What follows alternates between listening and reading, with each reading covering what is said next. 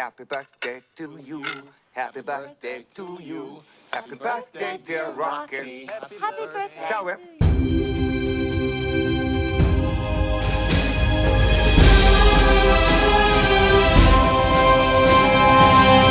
Lighthouse. Welcome to episode 37 of the movie Lighthouse, shining a light through the fog of film. My name is James. I'm Laurie, still. And I'm Wyndham. And James, you didn't sound convinced.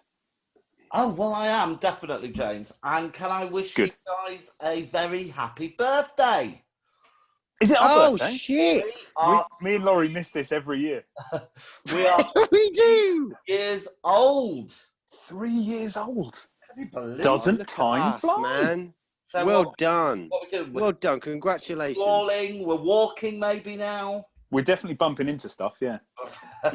We've got a spin-off show, Yeah, we do. So, yeah. We launched TV that Autopsy. today.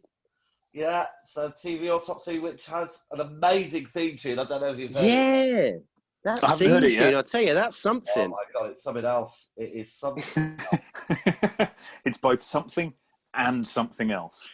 Yeah. Well, it's just, these sailors kind of knocked it up for us. I've been selling Alan's crochet. Nice. And to get 10% off, they said, "Oh, I'll knock you up a theme tune." And yeah, they're shocking. There is actually another one in the bag, but James is reluctant to play it. But we'll get there one day. So is this now out and about and available, or? The Autopsy, yeah, Yeah. it's out there. Oof. So it is. Talking of things that are out there, last month, Laurie told us that he liked Possession so much that he wrote an Amazon review for it. That's correct. Well, I Did had he? that review, right? Oh, go on. So I thought I would read it out. Oh, do you have to? Treat, yep.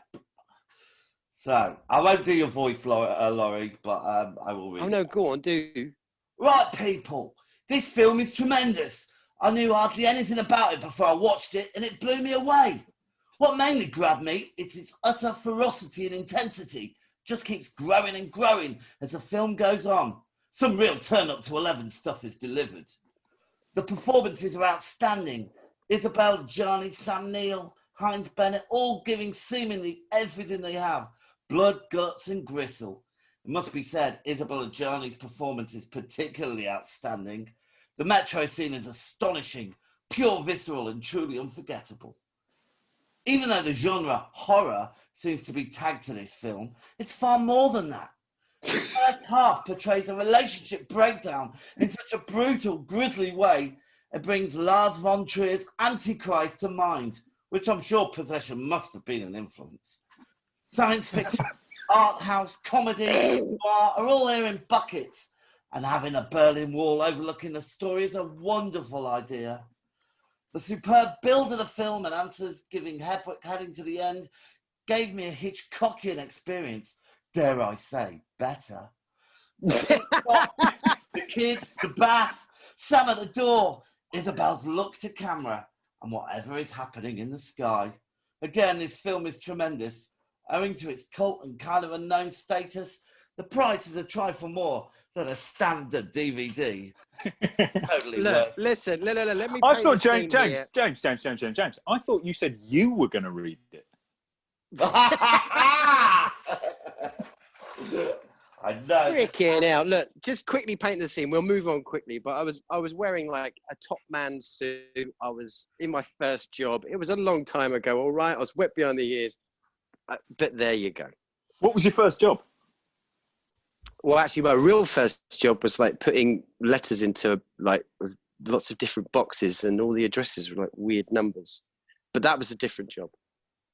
So actually, yeah, all right. This is kind of like I was 3 jobs in. So what was your third job then? The job at the time? I was a recruitment consultant for a Reed.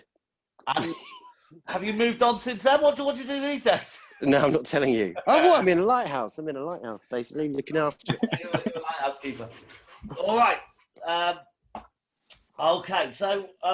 Is this going to be a new feature, James, that we each have to spring an unexpected online review from one of the others? Oh, I don't know. Have you done many? I I think I've done one, but I can't remember what it was for.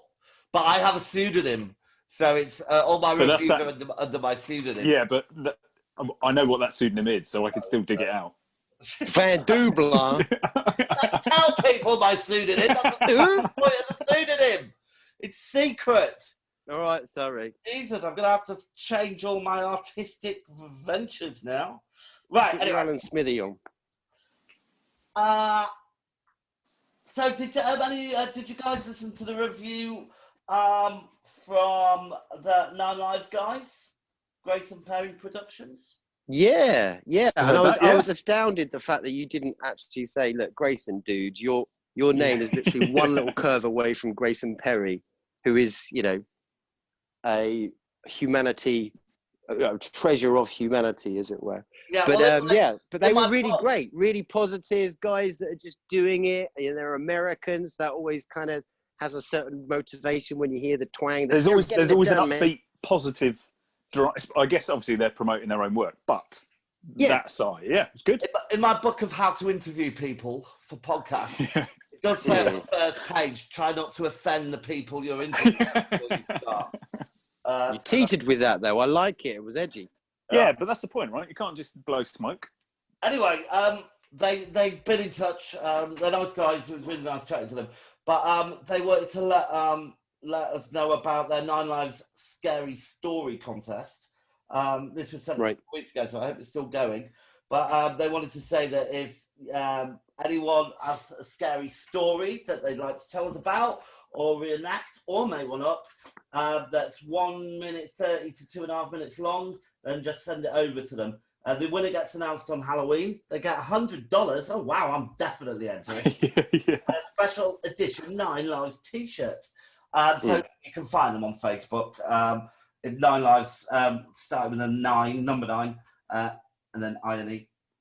Scary Story Contest, or GraceandBerryProductions.com. Just search for Nine Lives, you'll find them. So, yeah, thanks. It was good talking to those guys. Mm-hmm. They also gave you a thank you on Instagram, James. Oh, did they? Yeah. At their Nine Lives film, again, instead of the first N, it's a 9. Yeah. Thank you, James, at Movie Lighthouse UK for the amazing interview. Hey, All right. The amazing interview. Right, so because it's our birthday, I've got a little treat. I have rattled together a little quiz. It's only 5 questions, okay? So it's not going to take very long. Thank God for that. But it has... we love a quiz, but every now and then it's like, what the... Go on. It's got a birthday Particularly your ones. Yeah, especially my ones. Jesus Christ, I've still got croup. It's got a birthday theme, so if you know the answer, all you got to do is shout out your name. If you shout out the answer, you don't get to answer. That's the rule. All right, Laurie. Okay, yeah, Laurie. It's a very simple rule. Okay, you ready? Yeah. Question 1: How old was Damien Thorne when his nanny gave him an extra special gift by hanging herself in front of him? Wyndham. Yes. He was 4. Incorrect. Oh, Laurie. Yes. He was 5. It was 5. Ah. Oh, Laurie. So close, Win. It was like 1 out. Question number 2. What is the name of the film where the girl is forced to live the day she was murdered over and over again?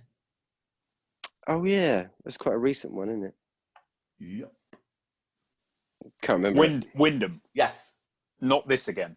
That would be a good name for it. No? Laurie? I can't remember it. It was It's like a good day to die or something. I can't remember. Happy Death Day. Happy Death Day, yeah. Yeah, which is a surprisingly good film, I thought. Question 3. Which actress shares her 43rd birthday with the movie Lighthouse? Clue. She is somebody Jim Carrey can't wait to forget.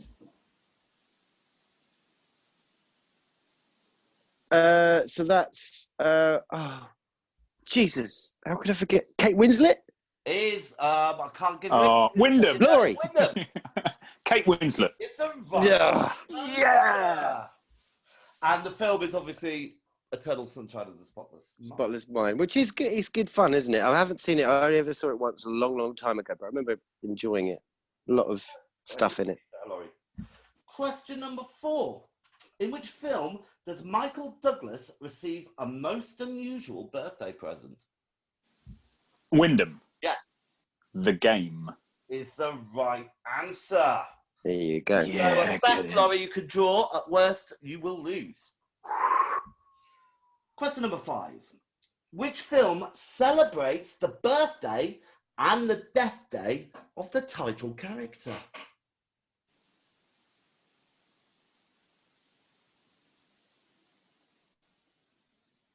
Ooh. I'll give you a clue. We've only just fucking... Wyndham. Yes. All That Jazz. No. Ah, ball bags. I was hoping that last bit was his birthday as well. I thought you'd been super sneaky. I'm afraid not. Laurie, got an idea? I don't know. It is the Rocky Horror Picture Show. Oh, of course. Rocky. Yes. Rocky. Damn it. There we go. Oh. All right. I win. There we go. Well done, Wyndham. You are a win. Win. Finally. I only ever win. I only ever really get points when Laurie forgets to say his name. Kind of, but... I think you did very well there. You've come on leaps and bounds over 3 years, Wyndham. Yeah, because you don't play by the rules, Laurie. You Thanks, mate. Okay. All right. So, anyone got any news?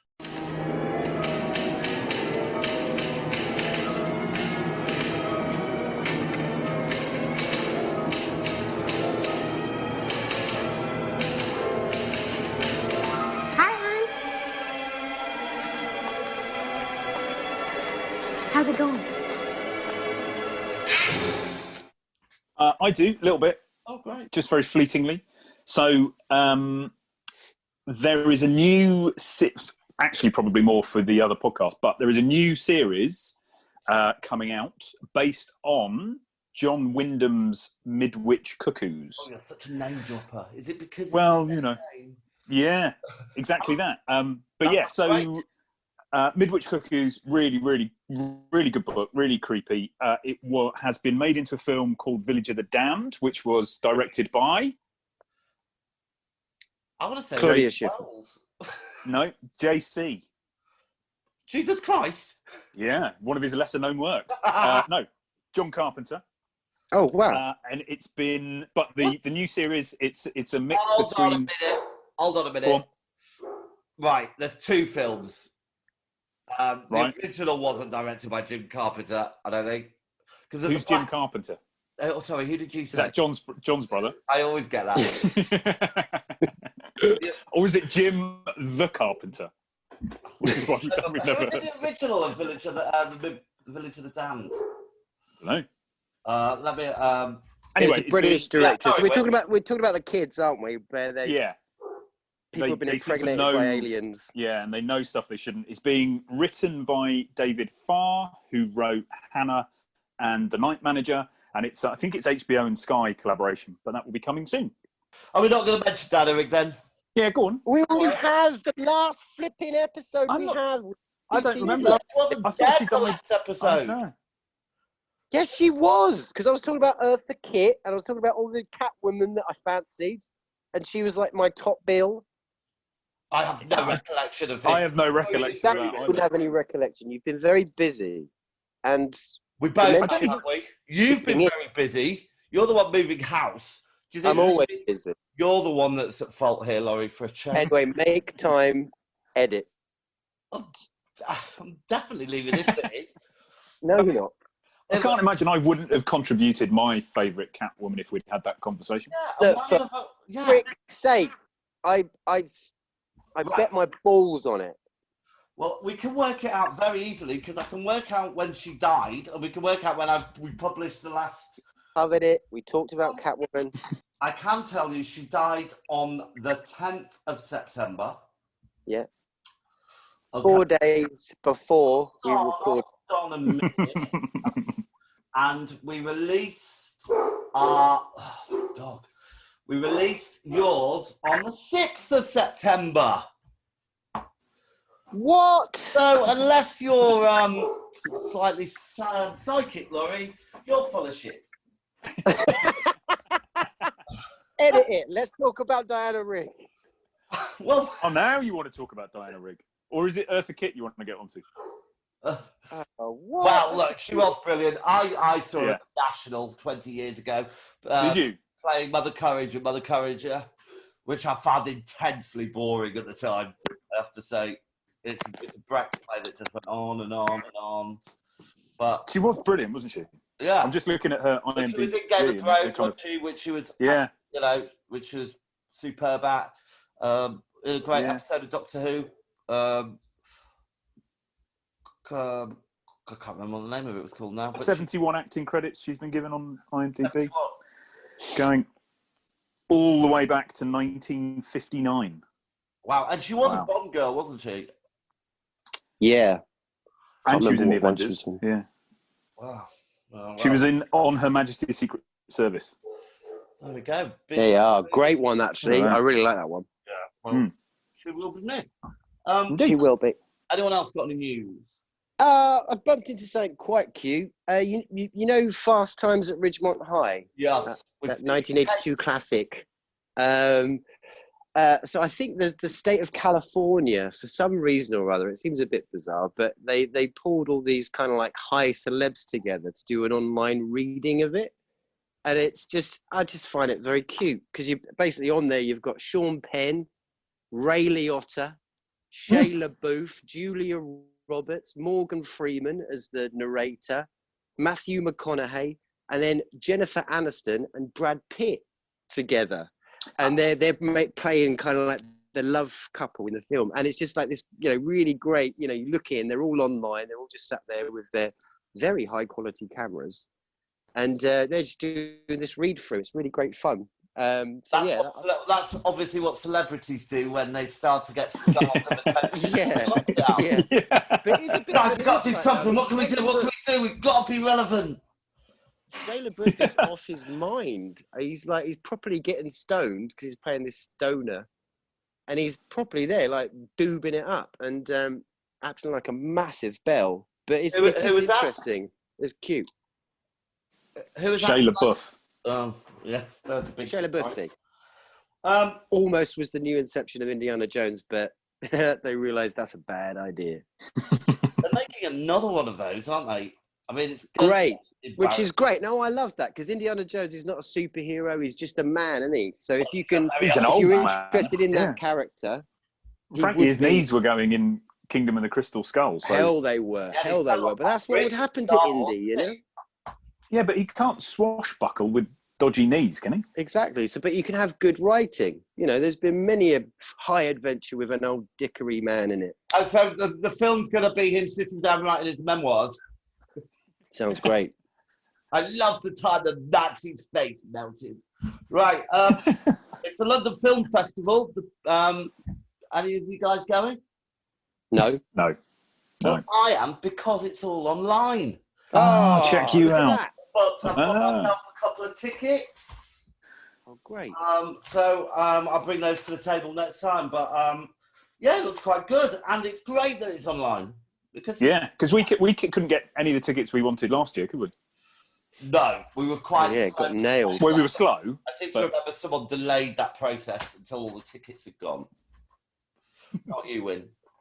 I didn't think it was me. Let's not bring Was it Laurie? It might have been. I can't remember. Okay. It was one of us. It wasn't me. I'm gonna watch a film called The Intruder, which is a bit of a horror film, and Love Story, which is some strange cult film. So who knows? I was a bit disappointed though, because last year I had the brochure appeared through my door, which is quite nice. Yeah. I had to search for it online this time, which I found a bit. So if you're listening, BFI, get your act together for next year. So thank you. All right, any other news? None from me. Well, I've been getting my blue tack and sellotape out and my crayons, and I've been trying to work on the Halloween special, which is poised. Yeah, you're running the show next month. It's coming any minute, isn't it? And I put it out to the many, many listeners that we have. If there are any sort of recommendations they've got for us, we have received quite a number actually. A lot of them are kind of the usuals, obviously Halloween 3. But But then a couple of more sort of different ones. There was actually the Woman in Do you want Black. to say which it again so we can keep it as a surprise, and then we can tell us what? Because we're not going to be picking today. You're going to be telling us what we're watching for Halloween. Oh, is it really in secret? So in the Halloween special, we secret, or we won't know what the films are. It'll just be at the end. Yeah, like we usually do. Oh, okay then. Okay. Yeah. But you've still got time, listeners. Write in, let us know.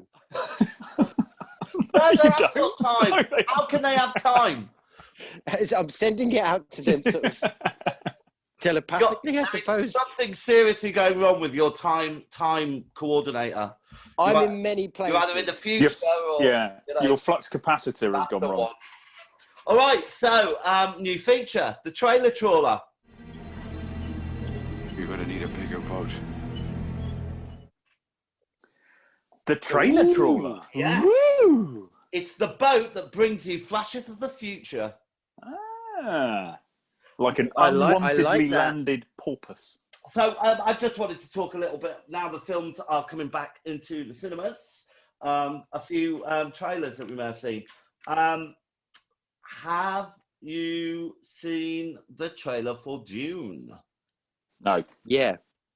So this is a new series which Laurie was talking about last month, which she probably doesn't remember.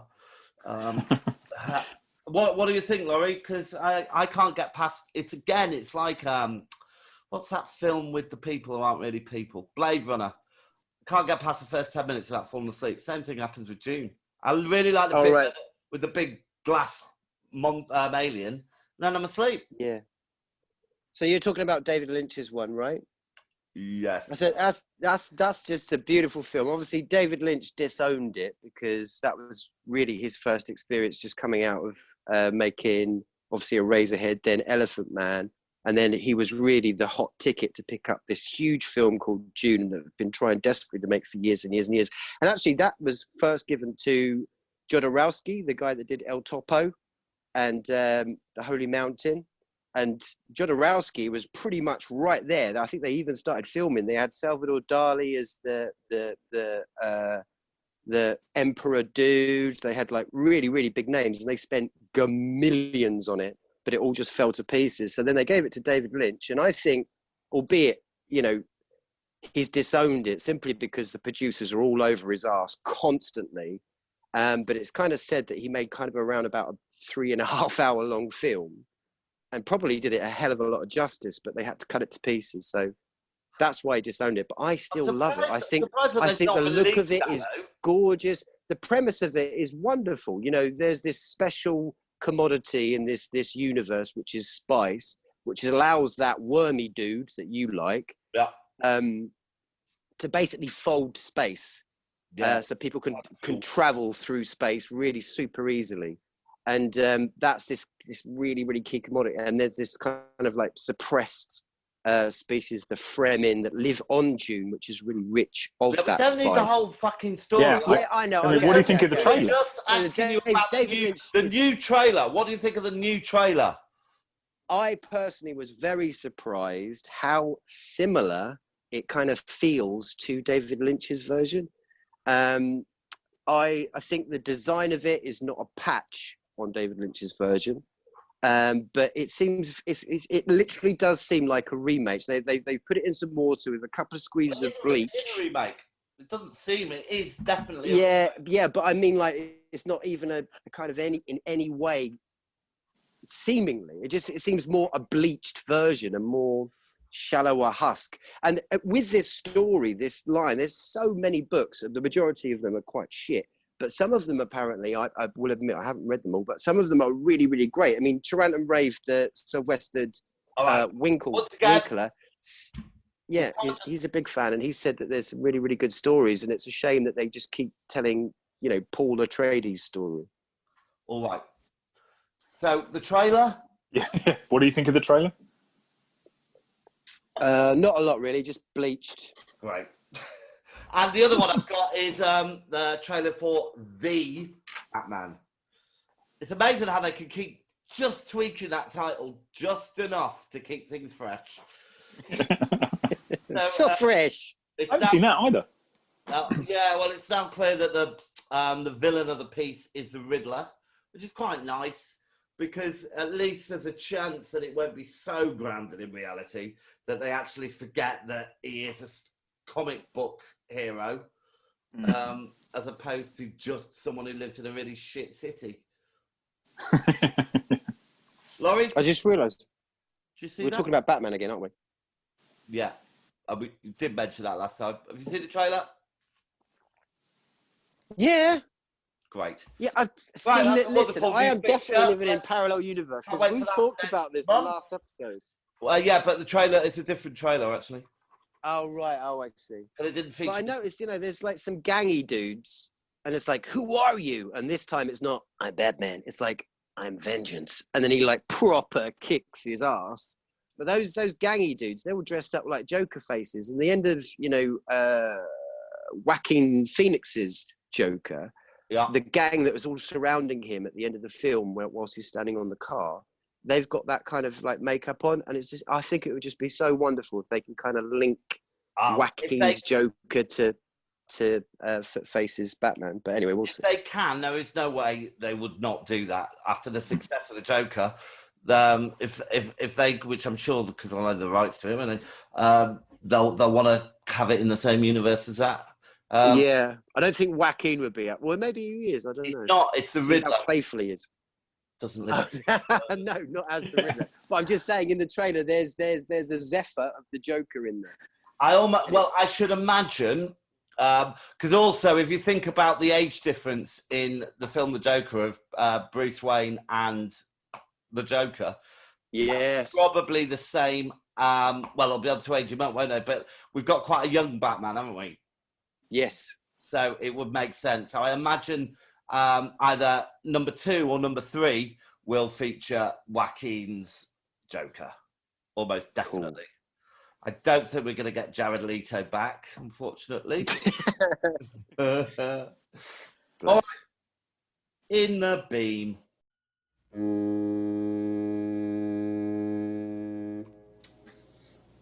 Wyndham, have you got a film that you'd like to recommend for our birthday show?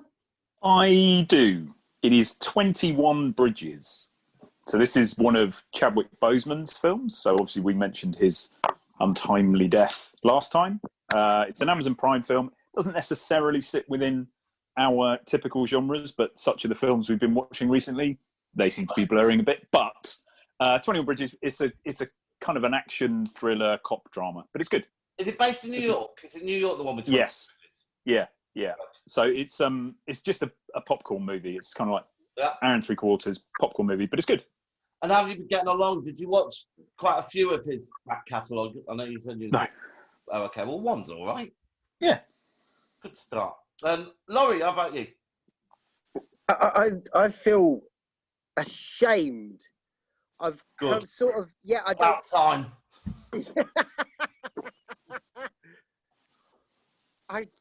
No. Well, Give me a minute. where have you gone?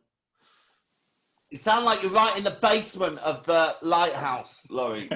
Well, yeah, I thought you wouldn't notice. I'm In the sneaking boiler out here to room. see if I've got anything in my beam. Over to you, James. All right. Well, I'm going to mention a film that's been out for a while, I think. Zodiac, which is a film based on the serial killer, the Zodiac killer, that was around in the 70s and 80s. And I knew a little bit because I've read some of the book. Directed by David Fincher. It's got Jake Gyllenhaal, Mark Ruffalo, Robert Downey Jr. Great cast. Slightly interesting film without kind of giving it away. Obviously, it's based on a true story, but as the Zodiac killer was never actually found and brought to justice, that they kind of make the assumption, this isn't given away because you wouldn't know who he was, but this is making the assumption that this person definitely did do it, which is quite of a leap. And I think they probably only did that because this person, I don't think, has any relatives. Right. And the evidence does suggest that, but it ends with this case. It's not the same as a conviction, is it? Yeah. So there we go. Laurie, did you come up with anything? Great film, Zodiac, and I'm surprised. Was that the first time you saw it? Yeah. Oh wow. Yeah. Good film. Oh damn it. I'm. All right, you don't have to do one. Oh, but there's so many amazing. I know, but Trapeze with Burt Lancaster and when did you watch it? Yeah. When did you watch it? about a long time ago. You're lying. Oh no, it was a long time. You can't. You're incapable of lying. All right, tell us about Trapeze then. Just great little love story and a little bit of trapeze work going on. Bit of sort of brotherly love, but then a little bit of what's it called? Competitiveness. It's just a nice film. There you go, Trapeze done. Okay, great. All right, so let's go the opposite direction and head to On the Rocks. Love on the rocks ain't no surprise. So this is a film that we were not recommending you to waste an hour and a half with. Wyndham, go on, kick us off again. Enola Holmes, or Holmes, as you would say. Oh no, is it like a female Sherlock Holmes? It's Sherlock and Mycroft's younger sister, played by Billy Bobby Brown. Oh, of God. Stranger Things. Yeah, it's not her fault. It's she's good, but it's just like this. Why? Why just do something different? Yeah, and Is she like the granddaughter of Sherlock Holmes or something? No, she's his younger sister. Oh, so it's set in Victorian. It's set in Victorian times. Mycroft and Holmes have gone to London, and she's sort of like 15 years younger than them. Right. And her mother is played by Helena Bonham Carter. Doesn't send her to school. Her. Yeah, teaches her all the kind of useful stuff that she doesn't realise what she's learning. But her mother is an anarchist, essentially. So she disappears on Enola's, 11th, 12th birthday. Okay. And then the brothers come back and she runs away and they try and track her down. And it's Well, I'm going to mention The Good Liar, which is a film directed by Bill Condon, I think. Yeah, it is. Starring Helen Mirren and Ian McKellen. And it starts pretty well, actually. It's Helen Mirren is like going on like a dating site, like internet dating or whatever. And she meets up with Ian McKellen, who is basically a con artist. And for the first like half an hour, 40 minutes, you're thinking, this is really quite interesting. Where's it going? Where's it going? Where's it going? And then when it gets to where it's going, it's so fucking stupid. It's like, no. Don't want to spoil it, but it just pushes the realms of credulity. Is that a word? Yeah. Ooh. Makes me incredulous. I don't think that's the word. Incredulous. That's the one. Yeah. It's just ridiculous. And by the end, you're thinking, this is so fucking stupid. And also, but it's a really bad casting decision to get Ian McKellen. And the only reason is that he's Ian McKellen. Because they just don't, why would Helen Mirren go out with Ian McKellen? Makes no sense. But that's not the worst. Love can transcend any boundary, James. Okay. Your go, Laurie. I've got one, unfortunately. Knives Out. Probably just because I suppose the potential of it could have been great. It's like, wonderful, a little whodunit, and it's just like, oh, damn it. Starts off quite good. And, it's kind of a bit of a showcase for Ana de Armas. She's wonderful, gorgeous. We saw her in Blade Runner 2049. She's great. A little showcase for her. But besides that, it just really didn't. I just didn't. It's a really punchy cast as well, isn't it? And you're right, and it looks really great, shot really great, but just did not deliver for me at all, really, unfortunately. So there we are, Knives Out. I think Daniel Craig is another one of those actors whose American accent is never convincing. There's always something a bit. What? Yeah, was that American? Yeah, Ewan McGregor, he's another one, isn't he? Yeah, exactly. And Brad Pitt. No, come on, no. Brady, American he's accent's all right. come into his own as our Brady. That's what I meant. It was a joke, Laurie. It was a joke. Oh, are you starting to joke now? You trying that out? Trying to keep this light because it's our birthday joke. Oh, yeah. All right, let's go with the feature then. We are going all the way back to 1967.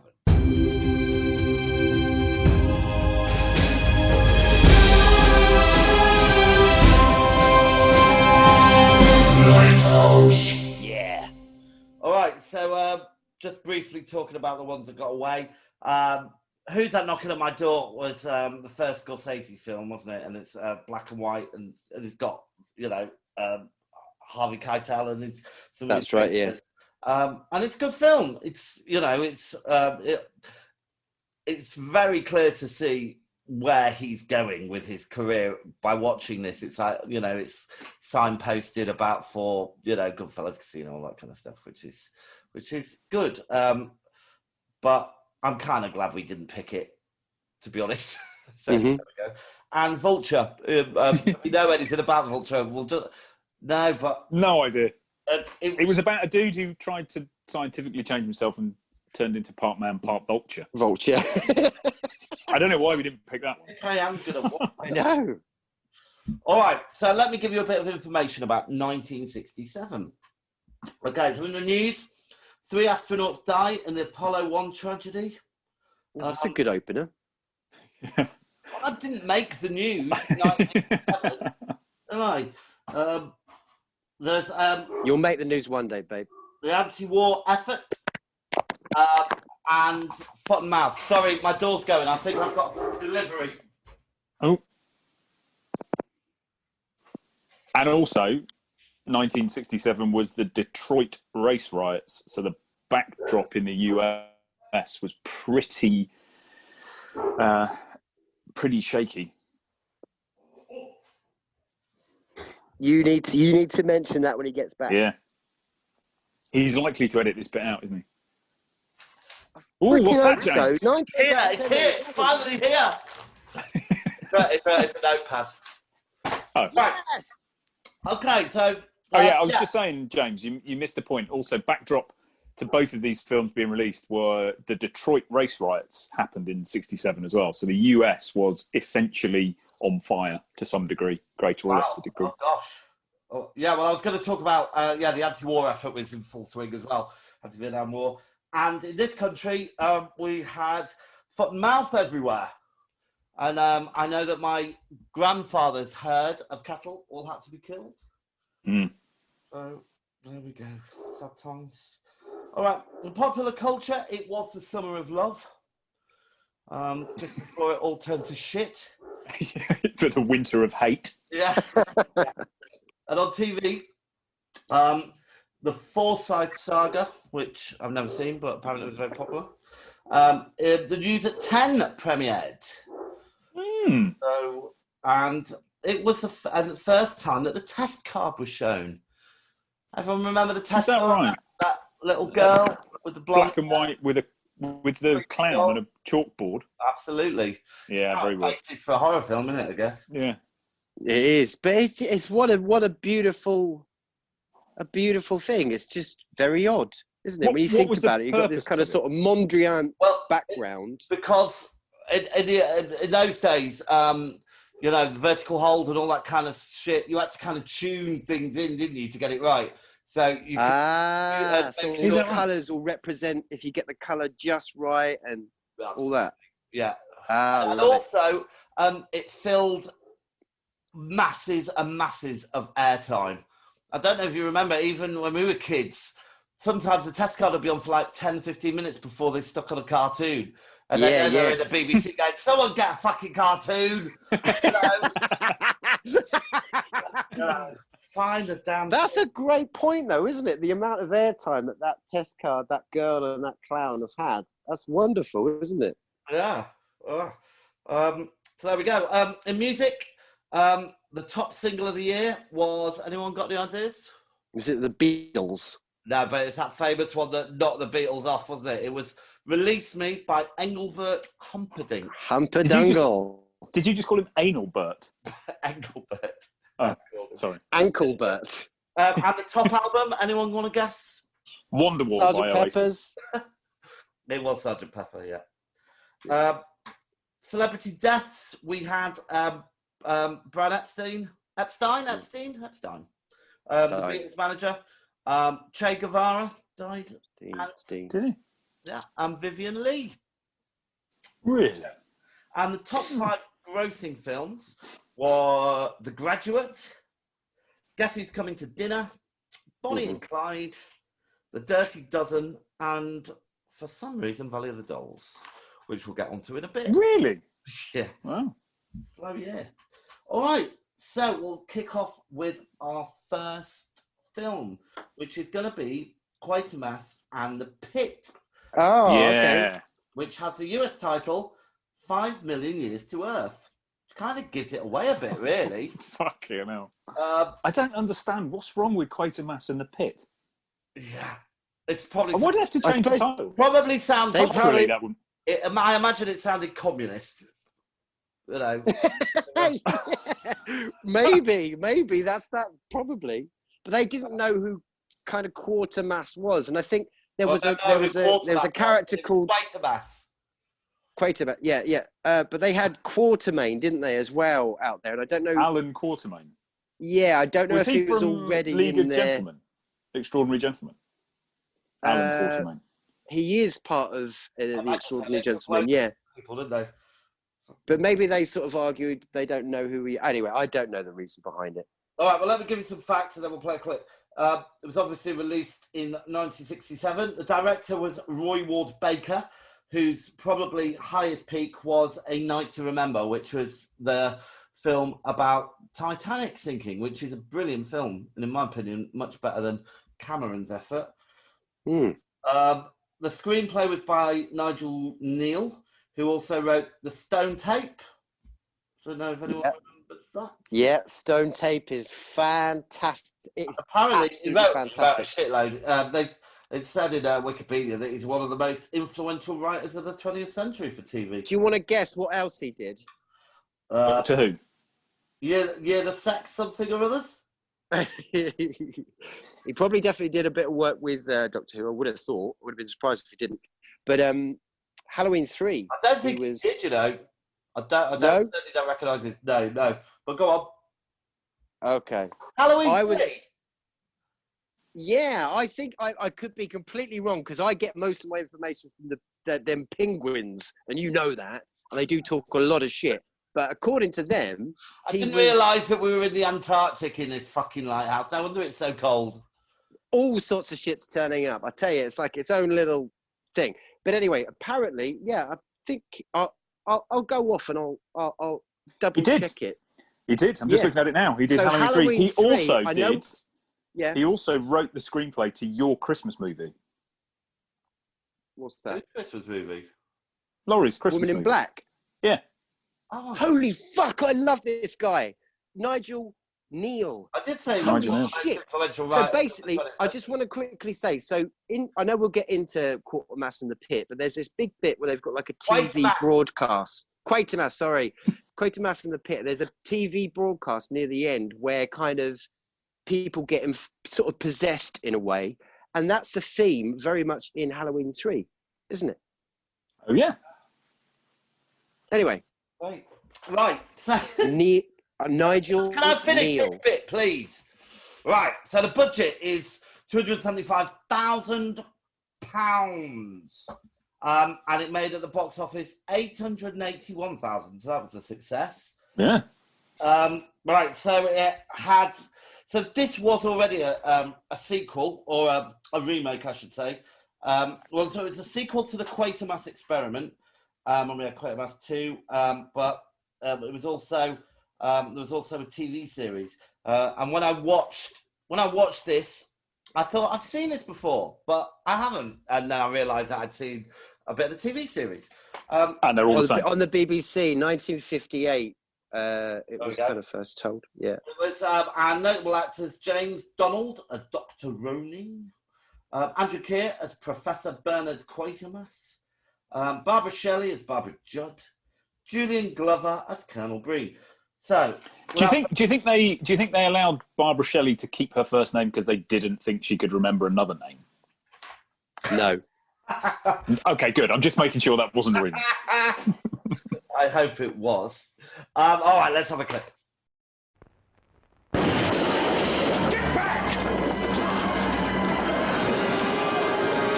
Who were they running from? What have they seen? Whom do they fear? There are 5 million answers to these questions, and every one of them is a shocker.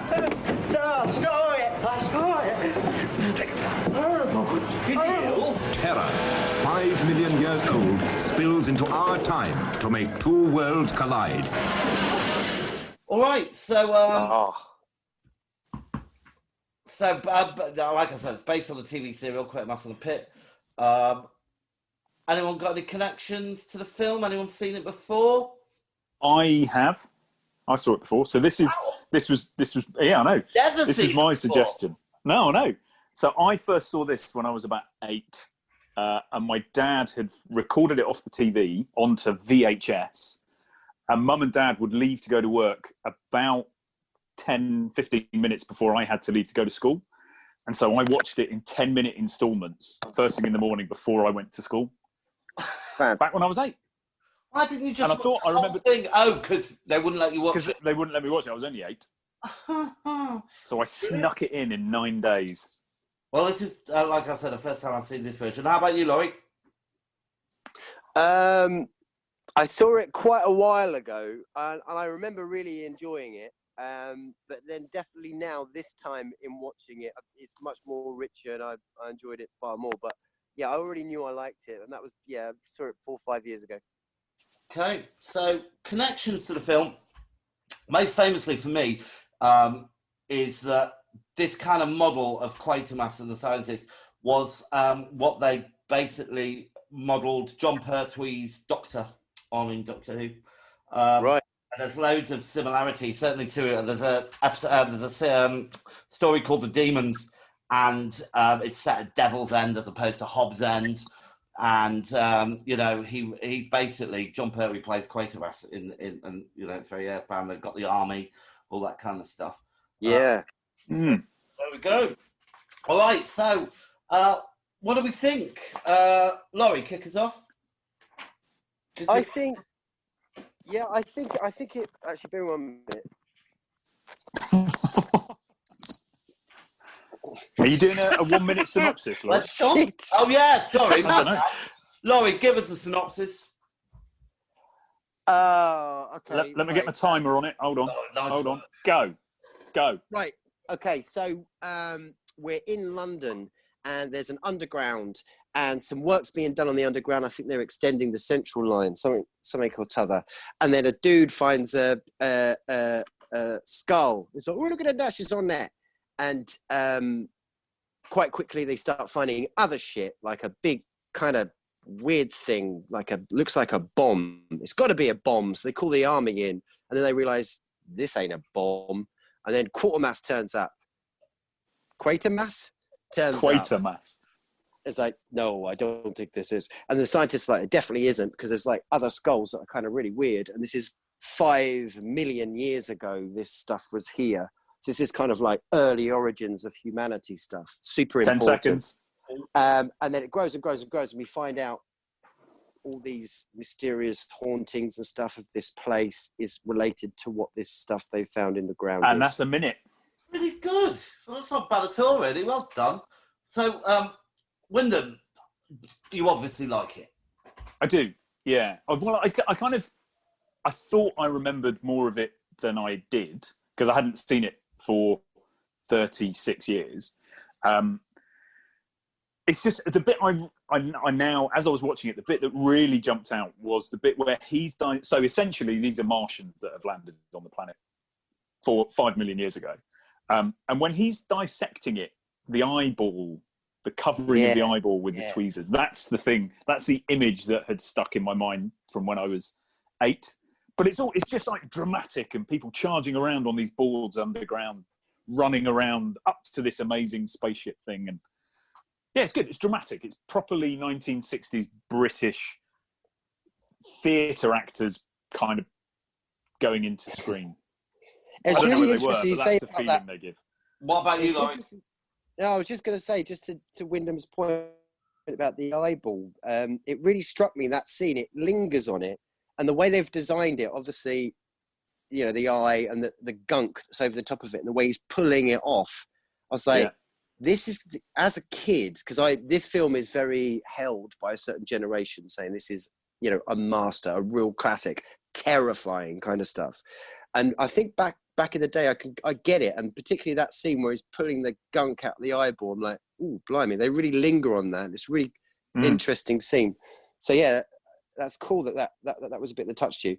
What am I talking about? What are we talking about? What do I think about it? Do you like it? I love it. So what you got here, you got basically a folk horror kind of real hardcore classic, but you wouldn't think it as normal kind of folk horror, because normally that's quite set in rural towns and all this kind of stuff, more in the woods kind of stuff. However, that's exactly what this really is, because obviously 5 million years ago, London wasn't London, it was woods and all that stuff, and that's how it all. Hold on a minute, permeated. you are kidding me. What? But this haunting has permeated through generations and generations. So throughout the film, you go, you know, obviously you've got the housing estate that's directly opposite. It's been haunted for years and years and years. People have lived there and they just can't live there anymore. I think the policeman actually who was talking about that, I think he's the kid, because he goes into that building sweating his ass off. But, you know, you've got that. And then you go even further back, right the way back where they go to Westminster Abbey, and they're looking like the Doomsday Book. And they're saying this place has always had this hex, the devil, Hobb's End, obviously Hob being another name of the devil. So this is real old kind of folklore horror, but it's permeated right the way through, where it actually turns out to be science fiction. You know, the silhouette of the devil, the two horns, it's a cricket. It's a grasshopper. It's a grasshopper. This is an important point, I think, because it's very rare that you see a film that mixes science fiction and magic. And again, that was basically the Demons. So this is the Demons is a big rip-off of this in many ways. But yeah, to have both of those things at the same time is a rare thing. And I think they fused it together brilliantly, really. They did, didn't they? They did. And like a film that we know and love, Life Force. Yeah? Yeah. Yeah. Life With Force, space they're trying to vampires. do the vampire and the alien and the We whole thing.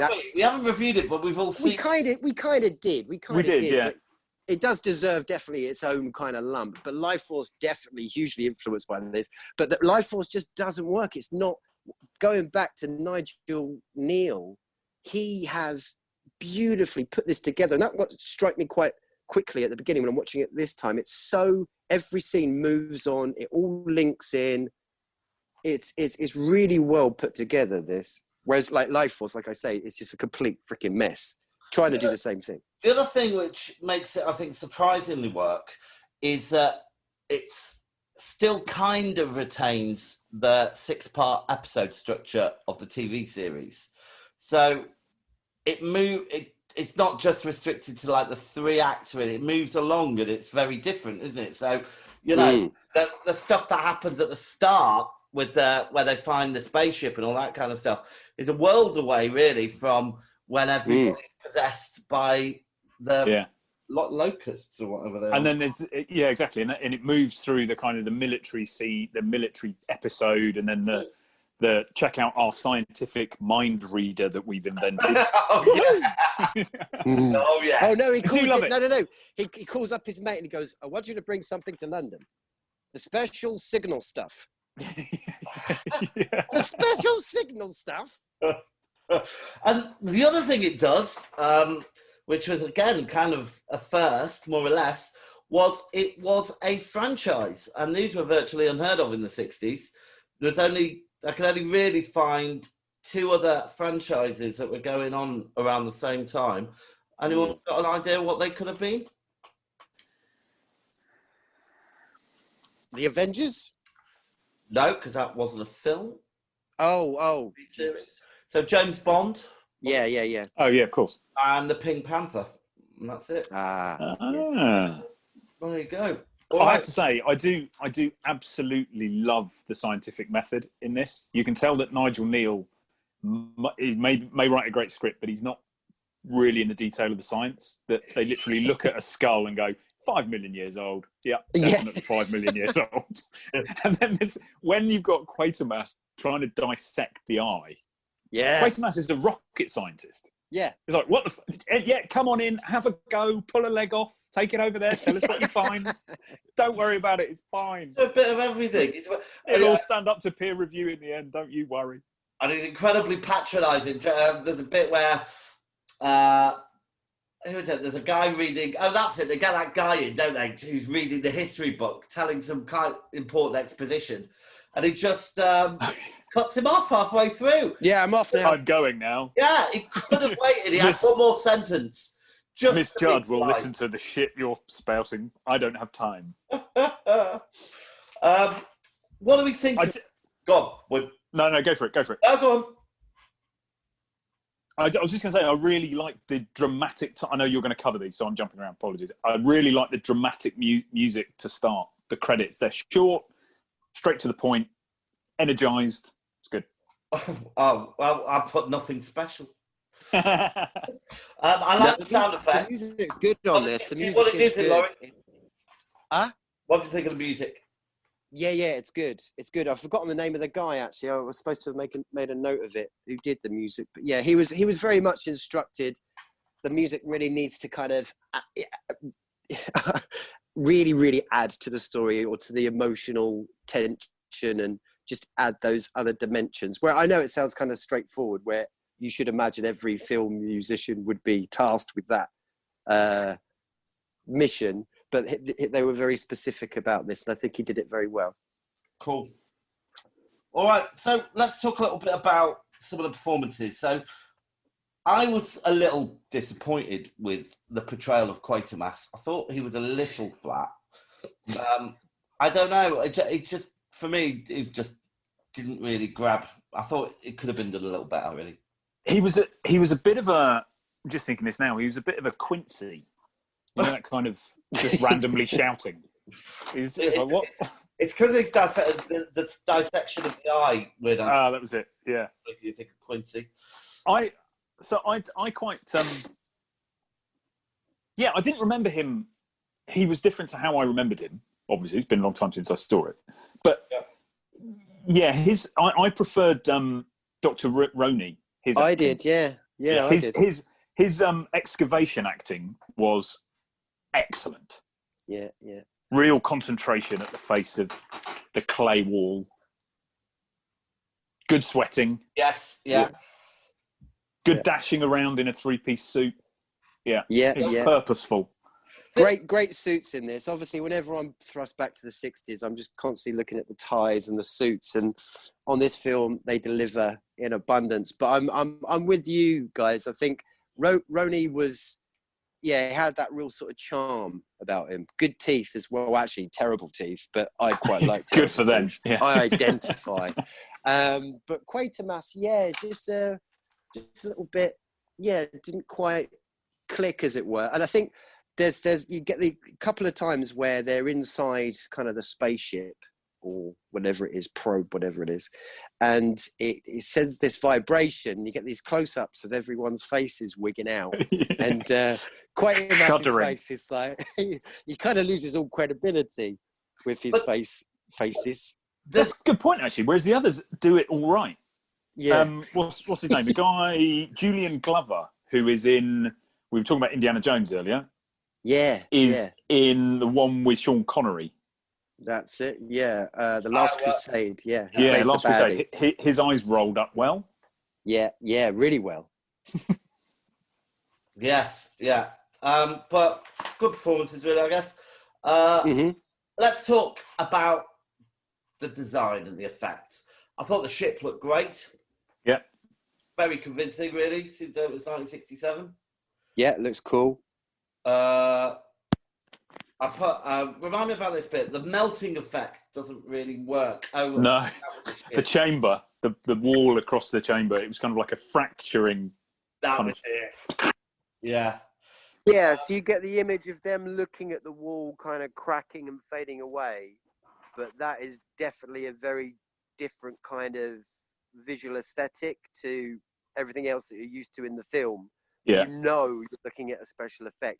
But once it does crack away, and then you do get to see the little, kind of like... Laurie, are you looking at the window of the lighthouse? Because you've got... I am at the moment, yeah. Come back inside, please. It's cold because we're in the fucking Antarctic. I'll get back in a second. But once that wall does crack away, the images of the little baby crickets and that beautiful kind of on sort a of honeycomb crystal, yeah. That geometric honeycomb crystal, which very much reminds me again to Live Force. I think that looks really great, to be honest. Well, I thought the creatures were a bit embarrassingly bad, really.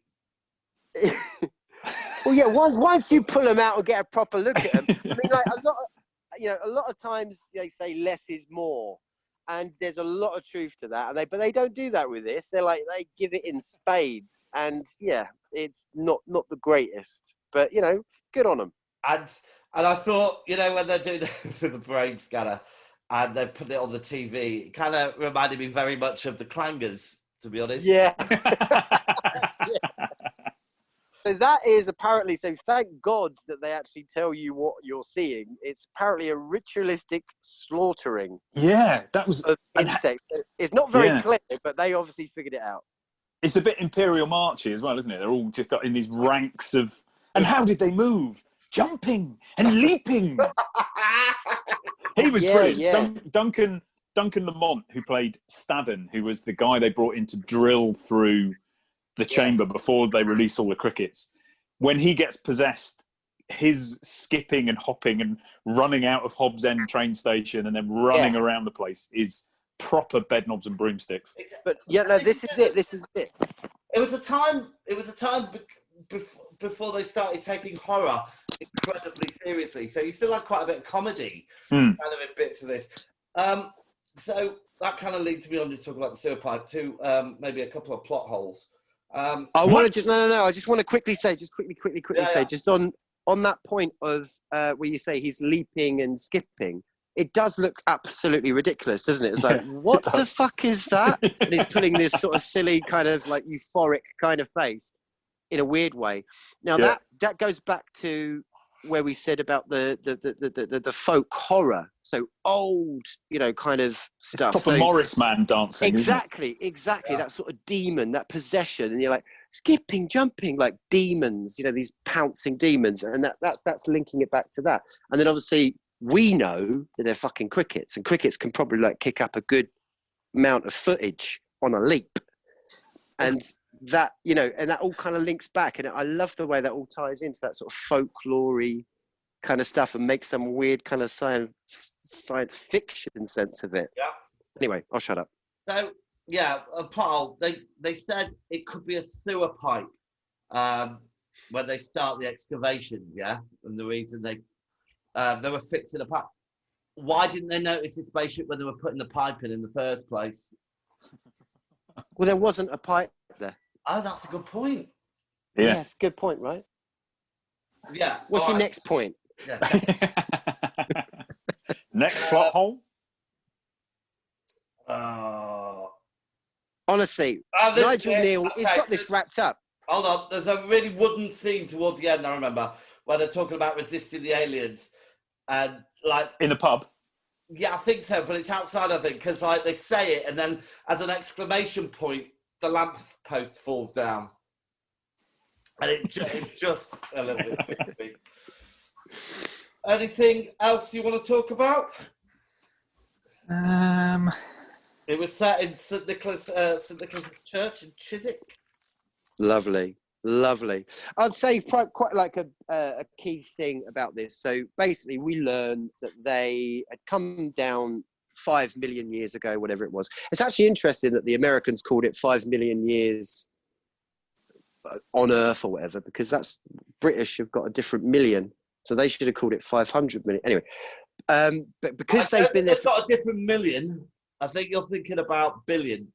Oh, am I? All right then. Okay. That I've sidetracked myself then anyway. But basically, these guys, these alien dudes have been here for donkey's years. They've basically been sort of crossbreeding with early man and creating Forsyth. Yeah. So they are kind of our ancestors to a certain degree. But you get this point where Quatermass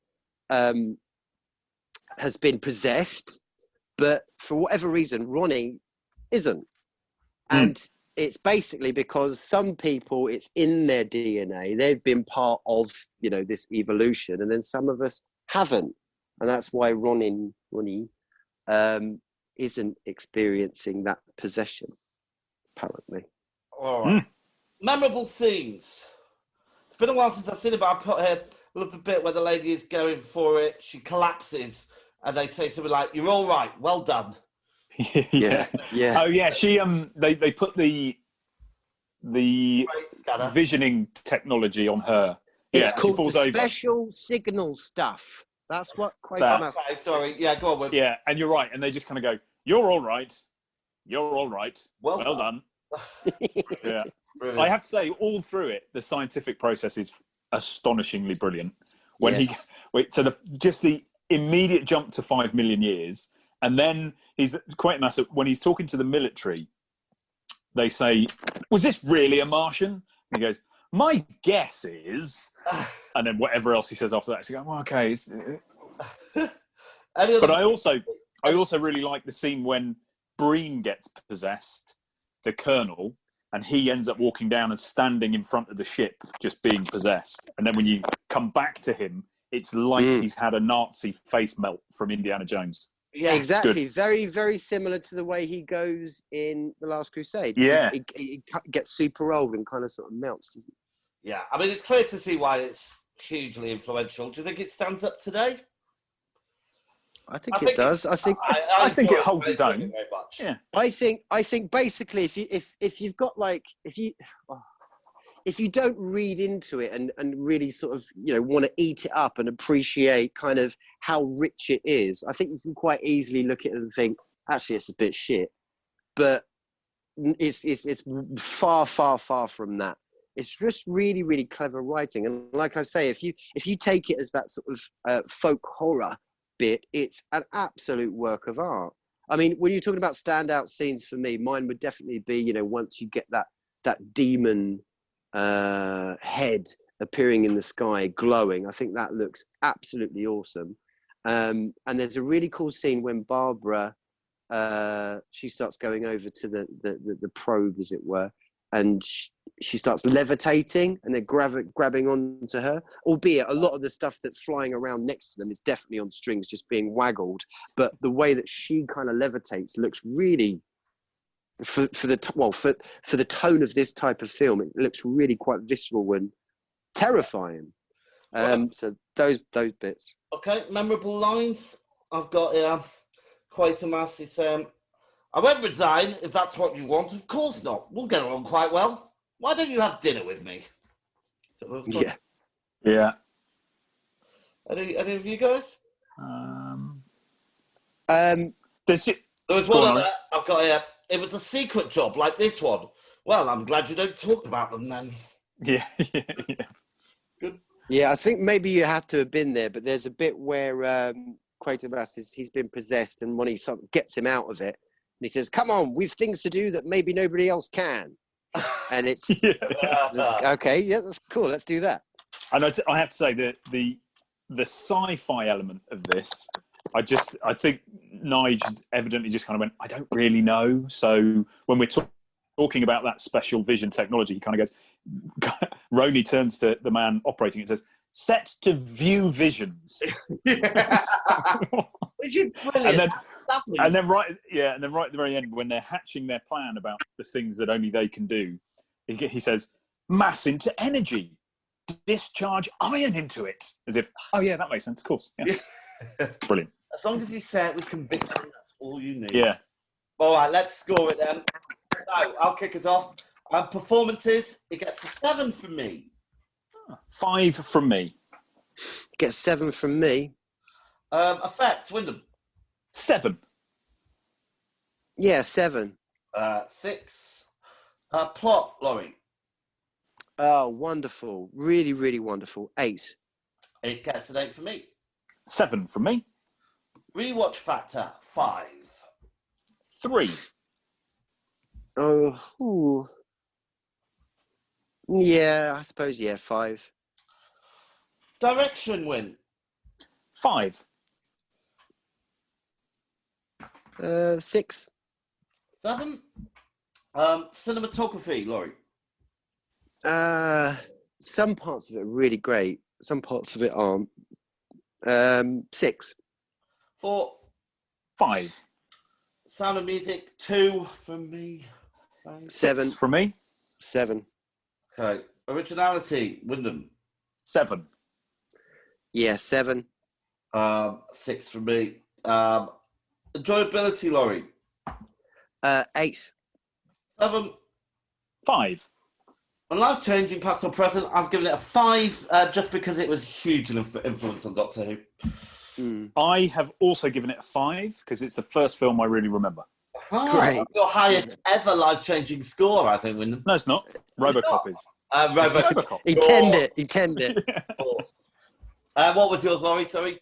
Mine's actually going to be 7. And again, it's just because it's just such a rich story going right the way back to the beginning of time. And we mentioned about, like, we kind of explored this also again with, like, Cujo, the fact that, you know, back in the olden days, a dog being possessed, we'd be talking about demons and possessions and all that kind of stuff. Whereas the fact is, the fucker got bit on the nose by rabies. So that's kind of the scientific approach. But like this film here does that, but you know, you're with that line all the way through. I think it's just really, really great. So I'm going 7. Funny, I don't remember the Wicker Dog. I don't know if you do, Win.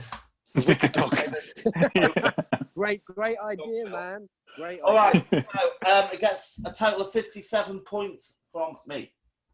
55 from me. Jeremy. Oh, every time.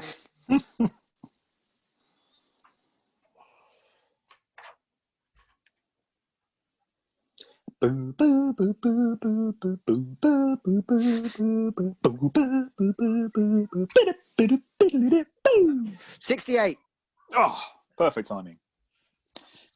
68, giving us a movie Lighthouse rating of a round 60. 60. Okay. So that means it puts it in joint 12th place with Possession, just below V for Vendetta and Above the Beach. That was this year. Of course, it's Above the Beach, but below V for Vendetta. Yeah, what were you drinking on that day? Oh, well, mind you, no. Anyway, and for in our big leaderboard, it's at number 46. Oh no, did I say? Yeah, it's the same as Possession. Yeah, I thought I did something wrong then.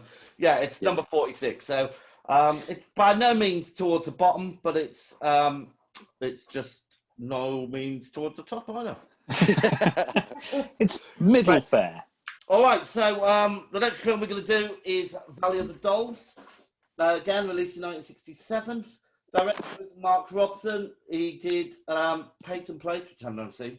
But he was also the assistant editor on Citizen Kane, I suppose was a big thing. It's written by Helen Deutsch, Dorothy Kingsley, and Harlan Ellison, but that was uncredited for some reason. Music was Andre Previn, Dory Previn, John Williams. Budget of $4.69 million US, and it made 50 million worldwide, so it did pretty well. Wow. It got an Academy Award for Best Music, a Golden Globe Award for Most Promising Newcomer, which was Sharon Tate, and Grammy Award for Best Original Score. Sequels and spin-offs Beyond the Valley of the Dolls was a 1970 satirical pastiche of the film. And that's it. Notable actors: Barbara Perkins as Ann Wells, Patty Duke, Neely O'Hara, Paul Burke as Lion Burke, Sharon Tate as Jennifer North. Okay, so let's have a clip. Now, the motion picture that shows what America's all-time #1 bestseller first put into words.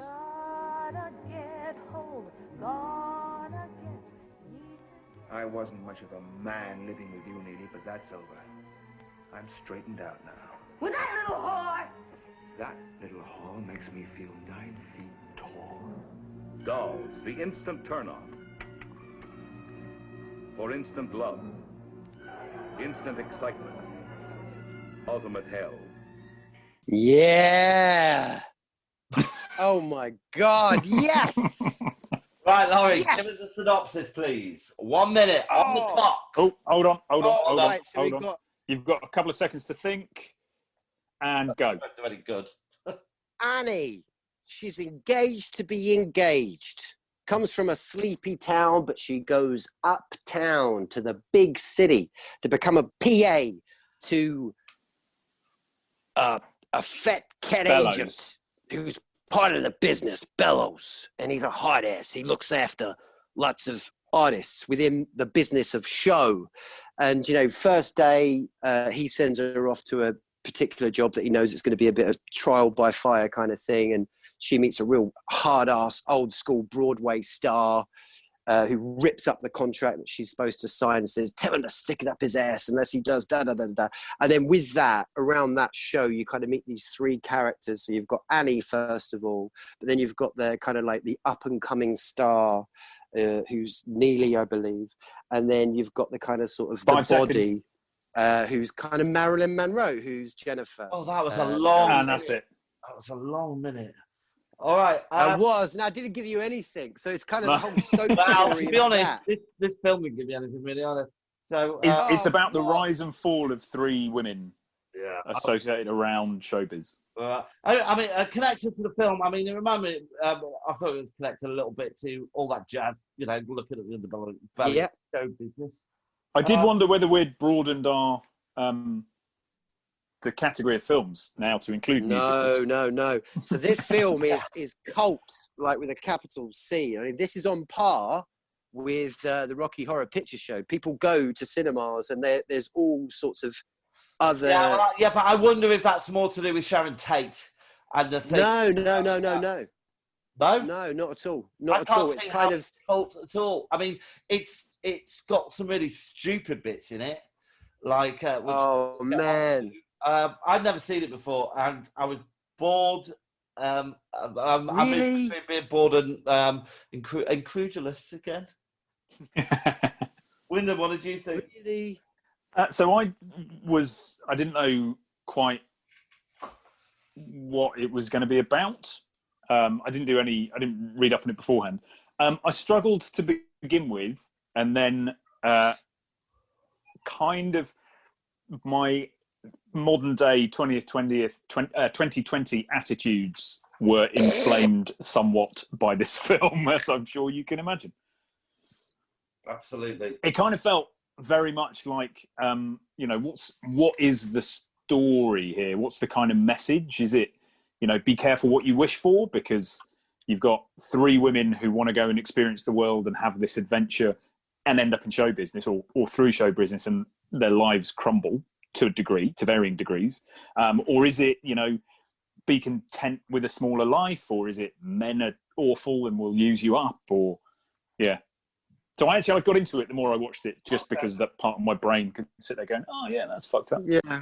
I don't think it necessarily sets out for any particular sort of moral lesson, whatever. It's very kind of, it's actually interesting you said, I didn't realise this. The guy that made this was on the set of, or part of, Citizen Kane.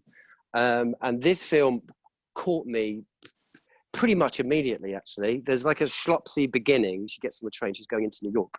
But then once she gets there and she meets, the agent, wherever it was, you start going from there. I'm loving it. I'm actually loving the dialogue.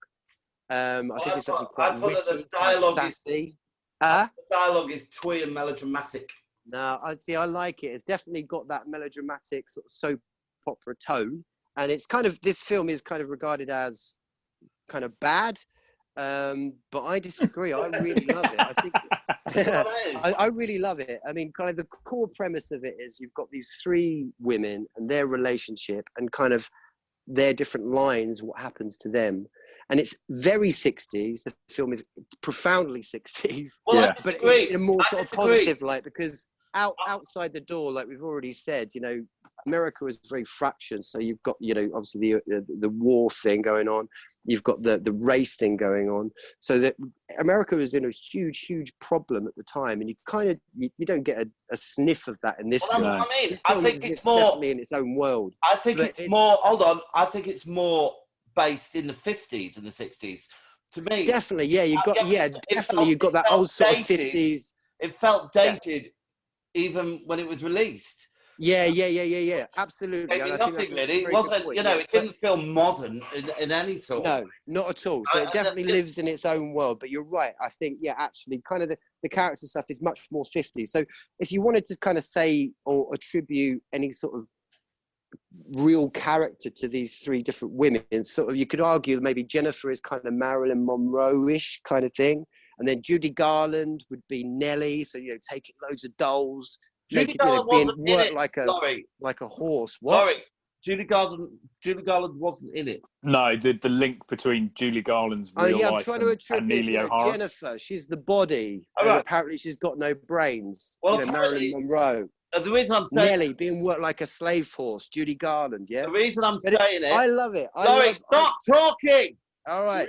The reason I'm saying that was that Helen Lawson, the character Helen Lawson was Judy Garland. She was playing the part, but she got fired due to her alcoholism. And Oh dear. so that's why I got that link. Hmm. Wyndham, tell us. I mean, I was so disinterested with the story.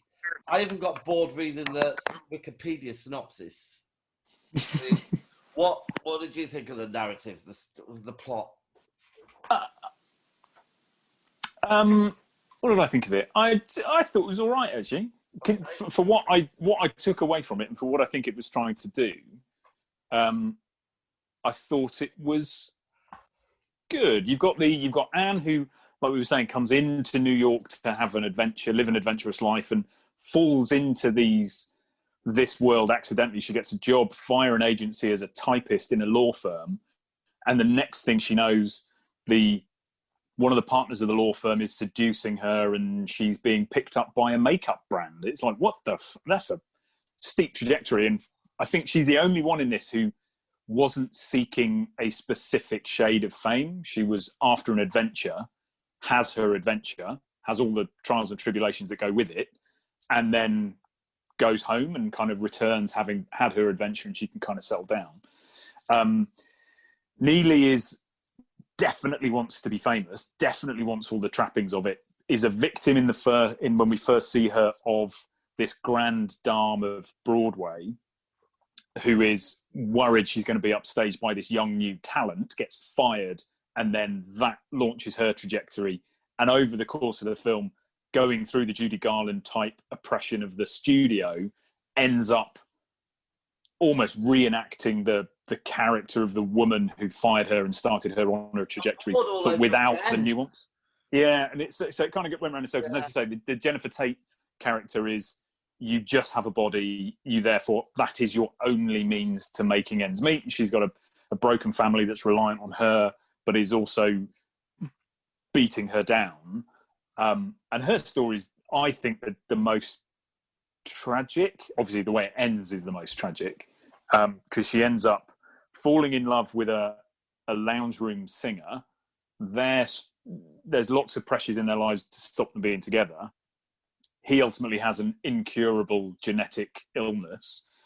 She goes off to France to do art films, in inverted commas, comes back and kills herself. It's like, fuck. Oh, comes back, gets diagnosed with cancer, and then kills herself. It's like, Jesus Christ. Can I tell you what See, listen to this. All what you're talking through. This film's fucking fantastic. It's fucking great. Shall I tell you what Rotten Tomatoes said about it? Gave it 35%. described as Whatever. scattered, unintentional laughs do not compensate for terribly written, acted, and directed adaptation of a Jacqueline Bullshit. bestseller. They could go suck. Hold they on, could suck my I completely plum. I found it dull and inane, really, but that's my opinion. Well, I was the complete opposite. I really loved it. I think, again, like, you know, I love a bit of clothes, so I like the suits and stuff. But it just keeps going on. It's so opera-ic, and it's just weird. It's the way, you know, about the falling in love, the hard asses, the glamour, the fancy dinner, the business, you know, New York, Hollywood, the dolls, obviously that addiction, suicide, breast cancer, pushy mothers. Soap opera. It's just really, really great. It is I loved cramming it. a lot in.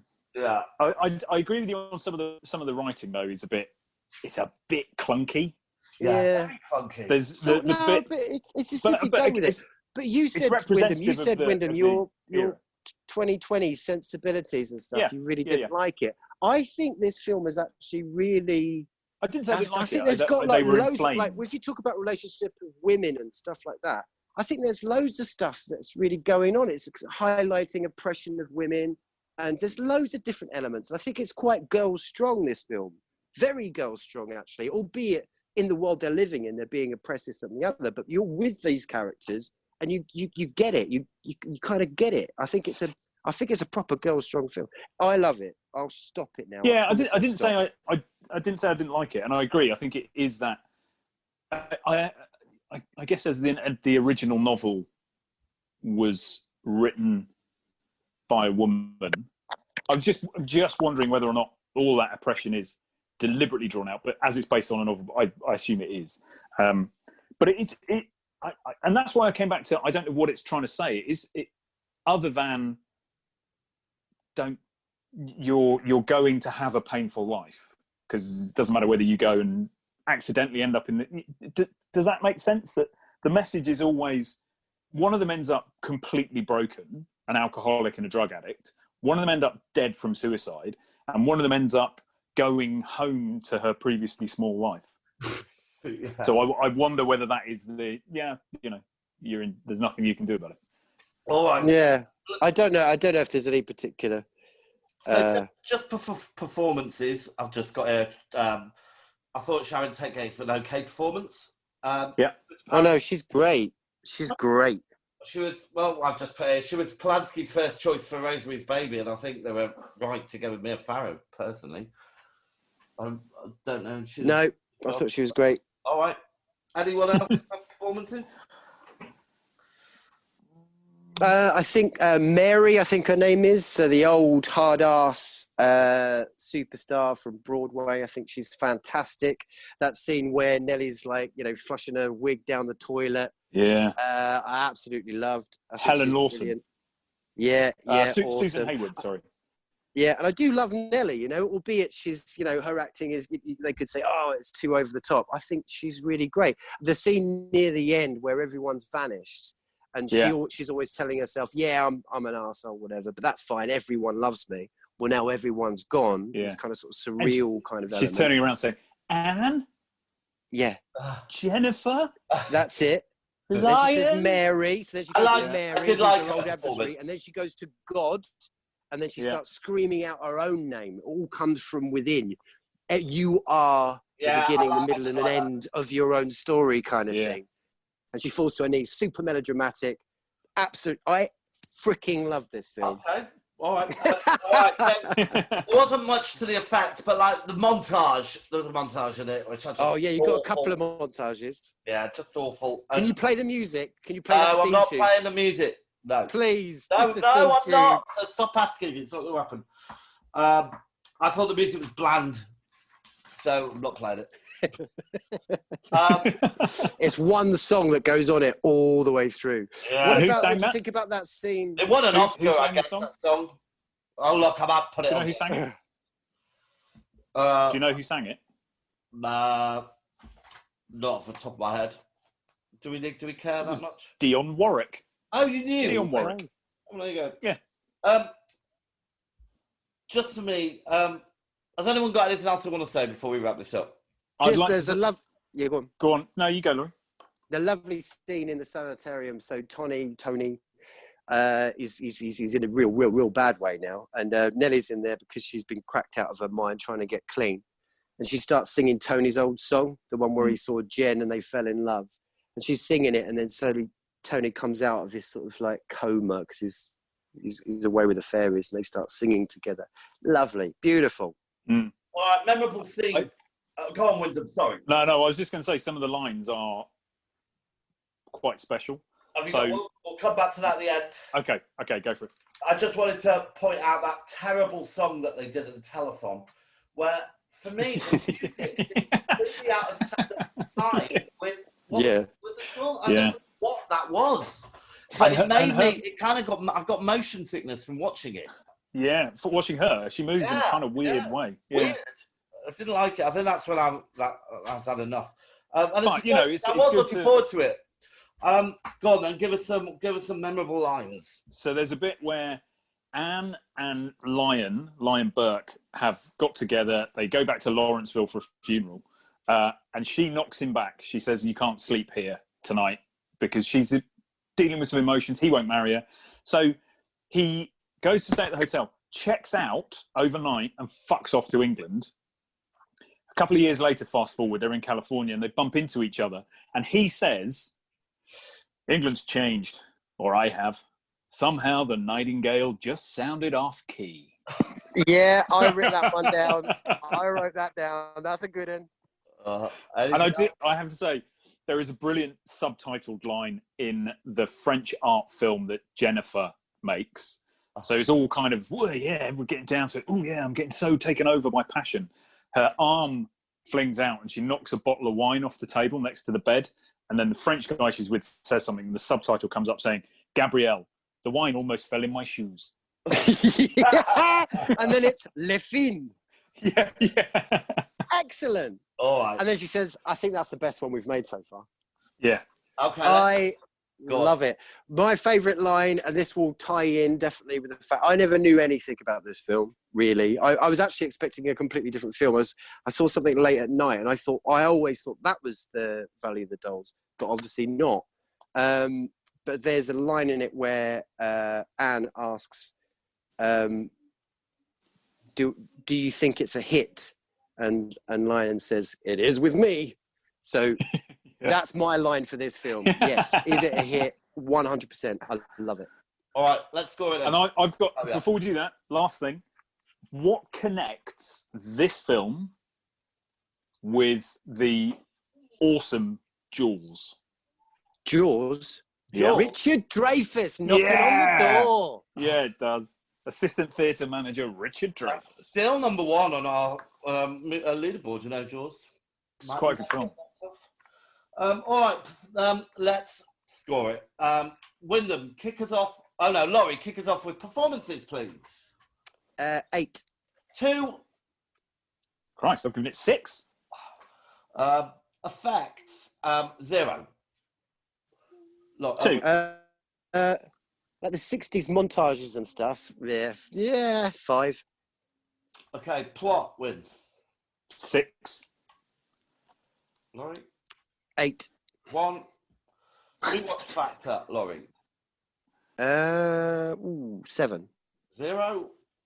0. Direction, 2. 5.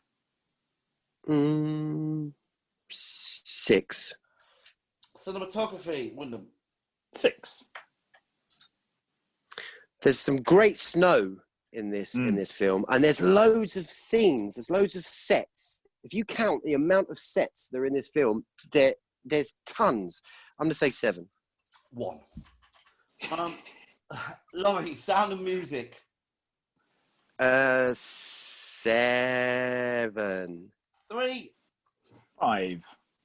Wyndham, Originality. 4. Laurie. 8.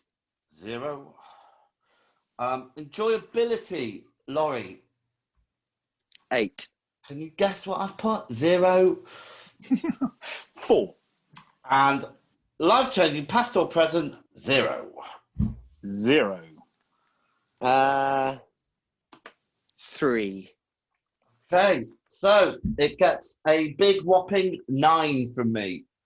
9? Yeah. Oh, James. Gets a 38 from me. Wow. Come on, Laurie, you're going to have to adjust your scoring accordingly to get it where you want it to be on there. No. It's fine.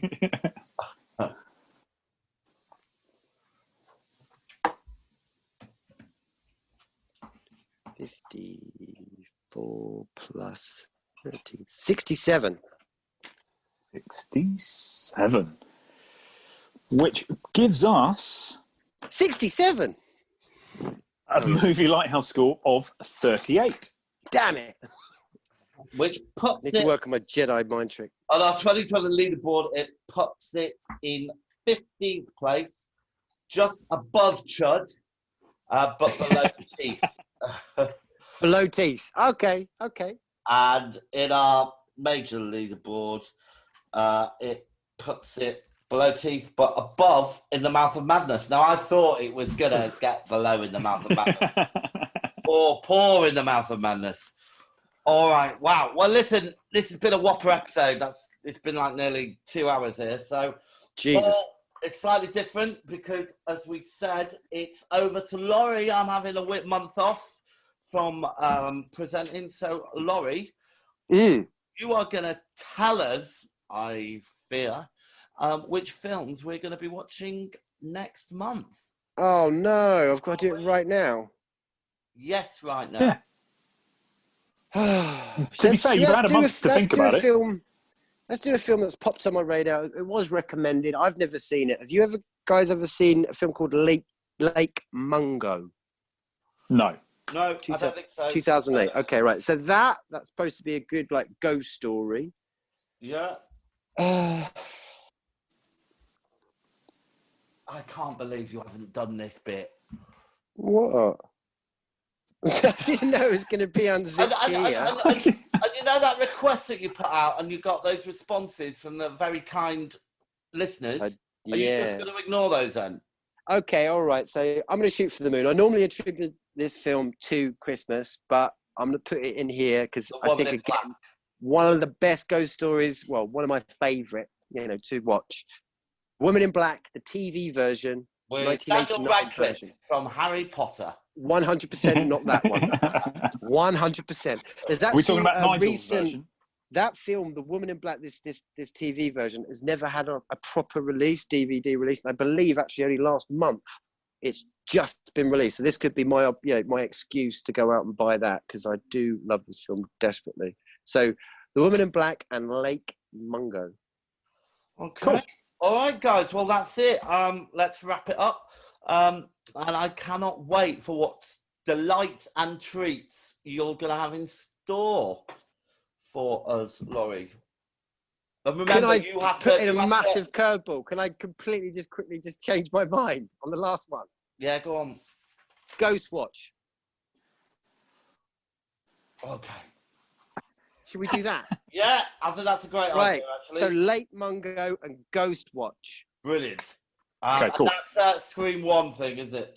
Right, I'm going. I'll see you later. All right, laters. Bye. Bye.